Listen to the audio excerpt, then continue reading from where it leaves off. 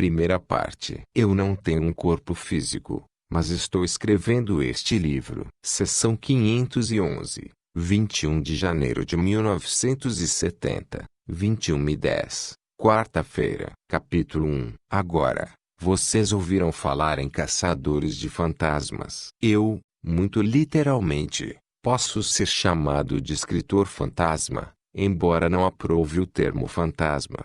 É verdade que geralmente eu não sou visto em termos físicos. Também não gosto da palavra espírito. Contudo, se a sua definição dessa palavra implica a ideia de uma personalidade sem um corpo físico, eu terei de concordar que a descrição se ajusta a mim. Dirijo-me a uma audiência invisível, mas sei que meus leitores existem. Assim, pedirei que cada um de vocês me conceda agora o mesmo privilégio. Escrevo este livro sob os auspícios de uma mulher a quem me afeiçoei muito. Para alguns, parecerá estranho que eu me dirija a ela como Robert e ele, mas o fato é que eu a conheci em outros tempos e lugares, por outros nomes. Ela foi tanto um homem como uma mulher, e a totalidade da identidade que viveu essas vidas separadas pode ser designada pelo nome de Robert. Os nomes, contudo, não são importantes. Meu nome é Seth. Nomes são simplesmente designações, símbolos, mas como vocês precisam usá-los, eu também o farei. Escrevo este livro com a cooperação de Robert, que fala por mim. Nesta vida, Robert é chamada de Jane, e seu marido, Robert Boots, anota as palavras transmitidas por ela. Eu chamo-o de Giuseppe. Meus leitores podem supor que são criaturas físicas, presas dentro de corpos físicos, aprisionadas dentro de ossos, carne e pele. Se vocês acreditarem que sua existência depende desta imagem corpórea, vão sentir que correm perigo de extinção, pois nenhuma forma física perdura, e nenhum corpo, por mais belo que seja na juventude, conserva o mesmo vigor e encantamento na velhice. Se vocês se identificam com sua própria juventude, ou beleza, ou intelecto, ou realizações, têm uma inquietação constante derivada do conhecimento de que esses atributos podem, irão, desaparecer. Estou escrevendo este livro para assegurar-lhes que tal não é o caso. Basicamente, vocês não são seres físicos mais do que eu sou, e eu assumi e descartei mais corpos do que gostaria de mencionar. As personalidades que não existem, não escrevem livros, sob independente de um corpo físico, e vocês também. A consciência cria forma, não é o contrário. Todas as personalidades são não físicas. É somente por estarem tão preocupados com as questões do dia a dia, que vocês não percebem que seus próprios poderes são muito superiores aos demonstrados pelo eu comum. Todos vocês viveram outras existências, e esse conhecimento está dentro de cada um, embora não tenham consciência dele. Espero que este livro sirva para libertar o eu intuitivo profundo que existe dentro de cada um de meus leitores, trazendo para a vanguarda de sua consciência as percepções ou instintos particulares que lhes forem mais úteis. Estou iniciando este livro no fim do mês de janeiro, no ano de 1970 de seu tempo. Robert é uma mulher magra, morena, vivaz, que se senta em uma cadeira de balanço e diz estas palavras em meu lugar. Pausa longa às 21h35. Minha consciência está bem focalizada no corpo de Robert. A noite está fria. Esta é nossa primeira experiência escrevendo, em transe, um livro completo, e Robert estava um pouco nervoso antes do início da sessão. Não é simplesmente uma questão de ter essa mulher falando em meu lugar. Muitas adaptações são necessárias. Além de ajustes psicológicos, estabelecemos o que chamo de ponte psicológica entre nós, isto é, entre Robert e eu. Eu não falo através de Robert como alguém o faria por um telefone. Há uma extensão psicológica, uma projeção de características de ambas as partes, e é isso que uso para nossa comunicação. Mais tarde,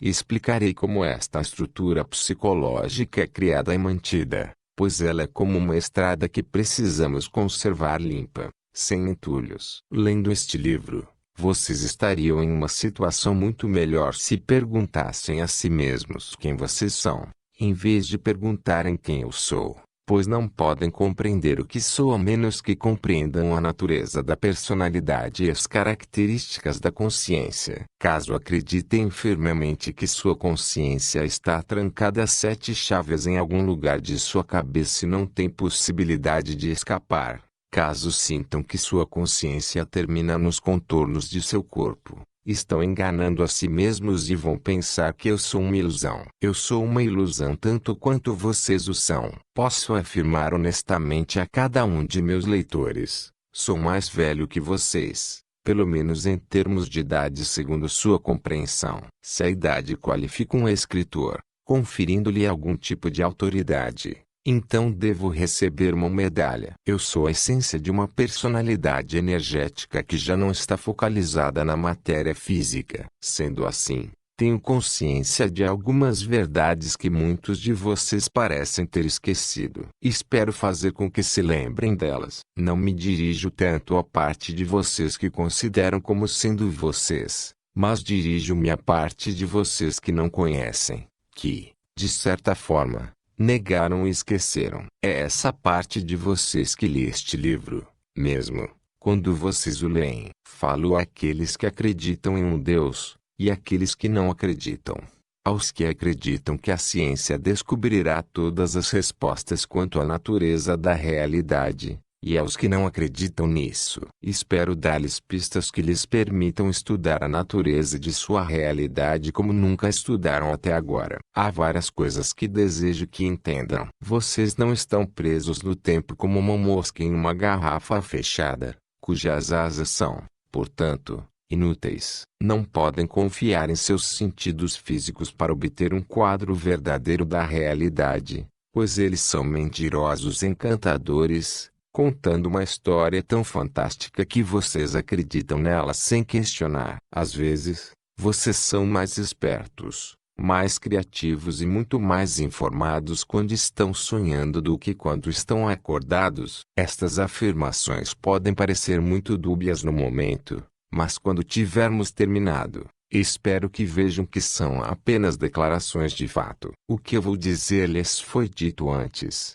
através dos séculos, sendo transmitido outra vez sempre que era esquecido. Espero esclarecer muitos pontos que foram distorcidos através dos anos. E ofereço minha interpretação original de outros, pois nenhum conhecimento existe em vácuo, e toda informação precisa ser interpretada e colorida pela personalidade que a possui e a transmite. Portanto, descrevo a realidade como eu a conheço, e minha experiência nas muitas camadas e dimensões. Isto não quer dizer que não existam outras realidades. Eu era consciente já antes da formação de sua terra. Para escrever este livro, e na maior parte de minhas comunicações com a Robert, fui buscar, em meu próprio banco de personalidades passadas, as características que me parecem adequadas. Existem muitos como eu, personalidades não focalizados na matéria física nem no tempo. Nossa existência parece-lhes estranha apenas porque vocês não percebem os verdadeiros potenciais da personalidade e estão hipnotizados por seus próprios conceitos limitados. Eu sou principalmente um professor,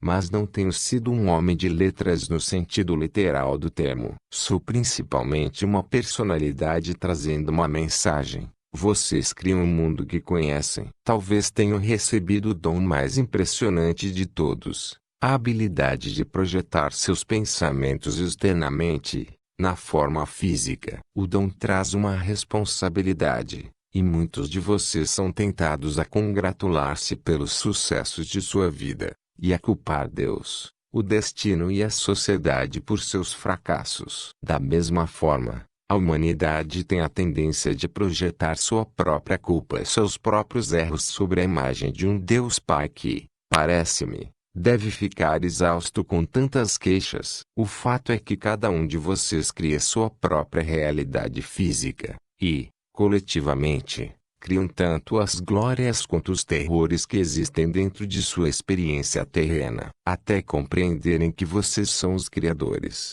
recusar-se-ão a aceitar esta responsabilidade. Também não podem culpar um demônio pelos infortúnios do mundo. Vocês se tornaram suficientemente sofisticados para compreender que o demônio é uma projeção de sua própria psique, mas não se tornaram suficientemente sábios para aprender como usar sua criatividade de maneira construtiva. Muitos de vocês já experimentaram rigidez muscular por excesso de exercícios físicos. Como raça, vocês desenvolveram uma rigidez espiritual do ego, negando as pulsões intuitivas do eu, distorcendo-as para além de qualquer reconhecimento. Está ficando tarde. Meus dois amigos precisam levantar cedo amanhã. Robert está trabalhando em 2 livros seus e precisa de suas horas de sono. Antes de terminar esta sessão, devo pedir-lhes que imaginem o cenário de nosso trabalho, pois Robert me disse que um escritor precisa ter o cuidado de estabelecer seu cenário. Eu falo através de Robert 2 vezes por semana,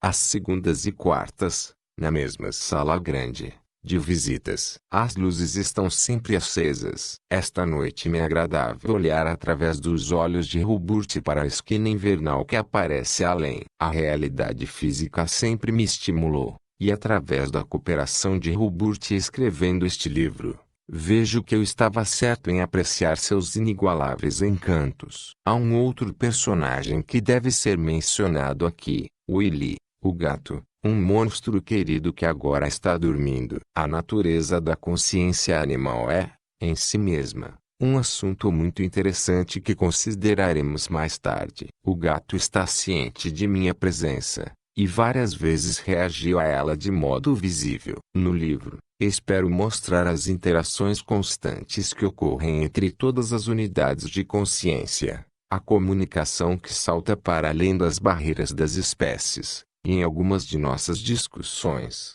usaremos o Willy para demonstrar certos pontos. Vocês podem fazer um intervalo ou terminar a sessão, como preferirem.